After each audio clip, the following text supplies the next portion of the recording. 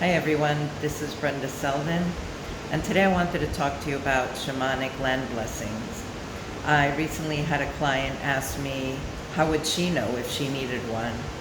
Now, first of all, by land blessing, I mean working with the land spirits and your spirit guides to bless, heal, balance your piece of land and a home and or business that is situated on it as well, including yourself and your family.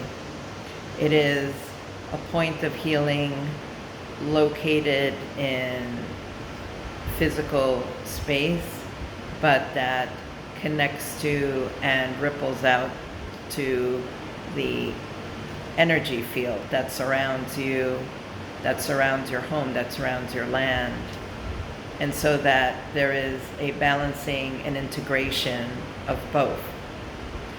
And so what one must understand is that when we live somewhere, it is really a meeting of our past and our futures colliding with the present moment. And so everything has its history, its karmic history, its ancestral history, and wherever we move, there is always some kind of connection to that. Either it is a connection where we can grow, or a connection where we need to heal first before we can grow.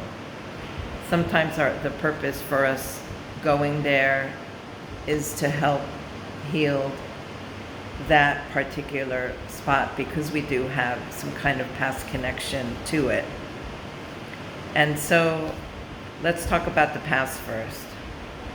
The past may have something to do with us, or may have something to do with the piece of land. For instance, I had a client who told me before I knew her that she and her fiance at the time moved into a home that had a reputation for splitting up couples, whether they were a couple, they were married, they would end up separating or divorcing. And she knew this before she moved in, but she and her then fiance decided to move there anyway. And what happened is that they ended up splitting up. Now, did the rental house cause this? No. So what happened? What was the higher purpose of this? Well, obviously at some point, some couple laid down, let's just call it a track, like a railroad track, with some very heavy fighting, with some very heavy emotional trauma, without me being able to connect to that particular home or do its Akashic records. I can only imagine the cause. So once you have the tracks laid down, then trains that are on those tracks, or let's just say on that path, will have the possibility of traveling down that road. So what I explained to her that I received intuitively is that there are already some cracks in the foundation of her relationship, and moving into that house provided the opportunity, like a mirror reflecting back those things that are in the shadow side of your relationship, kind of showing you, look what's going on. Here's something that needs to be addressed. And that gives you the opportunity to see if it's worthwhile to address and heal it, or if it's makes more sense to separate and get off the train tracks per se. Now, I am not saying that places like this is their ultimate goal, or this should be their, or this is a point of arrival for this kind of spiritual discourse within the relationship. Obviously, what first began it did leave its mark very strongly. Now again, it could have been a couple that lived in the present time, or it could have been old energies or the energies of spirits that in life created severe turmoil in that home to lay down such heavy groundwork that just like a magnet, these energies were so strong, they drew in other couples that resonated to their energies. And so at some point, working with the home, if I had the opportunity, first of all, when I do a land blessing, first I do an Akashic reading of the land, and it is through that I'm able to see what is going on, what is the root cause, and if it is something that can be healed and can be healed by me. And so then I would be able to really understand how that came to be. So moving on, again, we're talking about the past, and sometimes we are talking about the future as well. When we move to a new place, most of the time, we are moving with new hopes and dreams for new beginnings for ourselves, seeing ourselves at a point of growth in creating new relationships, new dreams, new businesses, new love partnerships. And so we enter into a home that may not have negative energies, may not be horrible in any way, but the energies there are from those that lived there before. Or it may have been a home that's empty and just the energies just feel stagnant or flat, or even if it feels nice. It's having a land blessing when starting anew is a way of giving thanks and consecrating the place and anchoring it in with one's own hopes and dreams and joys, and also a way of connecting to the land spirits and asking for their blessings and their support in not only your endeavors, but just in helping your home to feel wonderful, to feel connected to the energies of Mother Nature, to start to create a cooperative relationship, a conscious cooperative relationship. So one of the things that I did recently is go to a client's home, and doing a shamanic ceremony, I helped her not only discover who the main land spirit is for her home, but to connect to that land spirit. And the next day, I worked with her and I guided her and supported her in her doing her own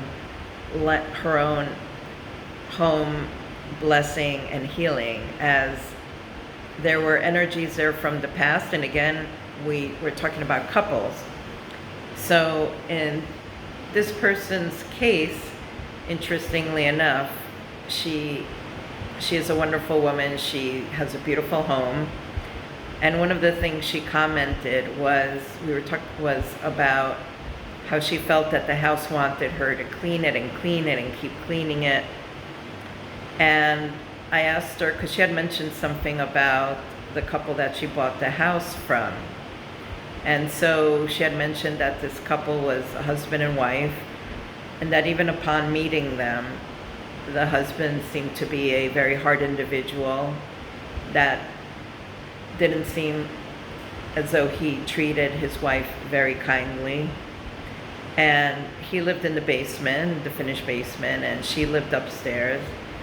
And she mentioned that, and she didn't even realize it, she said that every time she went there, the wife seemed to always be cleaning, and the home was beyond immaculate.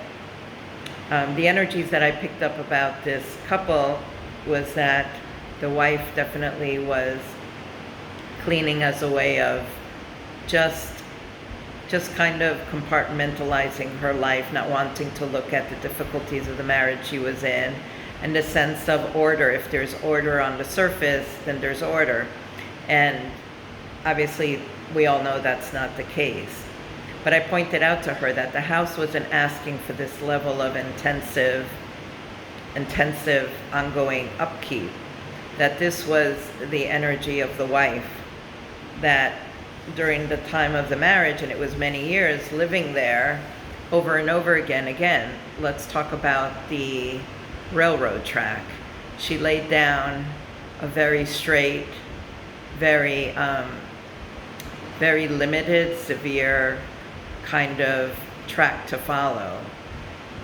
Very short, going from point A to point B and then having to go back again. So very short journey, not really going anywhere, just kind of almost as though if the track was a hole, it would be probably close to the center of the earth at this point. So we are not always aware when we live somewhere why we are doing some things. We feel like they make sense, but we could be getting really influenced by past energies that were laid down strongly into the place. So when I helped her do her house blessing going into the basement, neither of us really felt comfortable there, and she had told me that she doesn't really go into her basement. And afterwards, during the ceremony, she was shown that it needed lights, that it needed energies, it needed things that would bring up the energy of the place, and colors, things that represented her, because the basement was completely empty. Nothing was even stored there. So we know that the husband lived there, and the husband, and I picked this up too, was an angry man. And and again, if he wasn't very good to his wife, then all those energies just, for years, just accumulated. And the more you do something, the more you feel strongly about something and hold that energy, the more solid you make it, the more physical you make it, so that it really starts to get absorbed and remains around even after the person who created those energies left. So again, I will be talking further about this, but today I just wanted to start this conversation and this sharing about land blessings,